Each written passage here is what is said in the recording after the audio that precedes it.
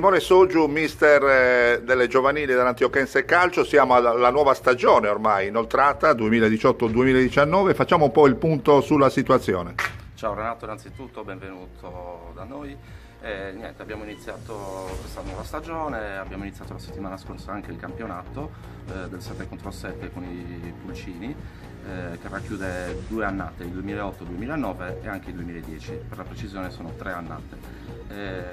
Abbiamo iniziato già a settembre con gli allenamenti e la settimana scorsa è partito il campionato. Ecco, qual è naturalmente ogni anno, ogni stagione che parte, Simone, quali sono i presupposti?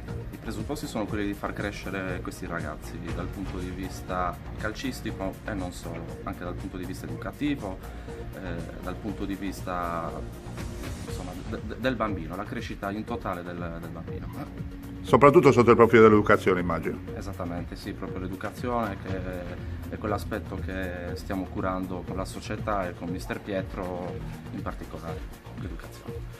Il mister tra l'altro è arrivato in questo istante, magari dopo sentiremo anche lui, e tra l'altro vi invito, siete invitati per la prossima trasmissione proprio di lunedì prossimo su World Sardinia. Molto volentieri, accetteremo sicuramente l'invito. Grazie. Allora, grazie Simone e buon lavoro. Grazie Renato, grazie mille.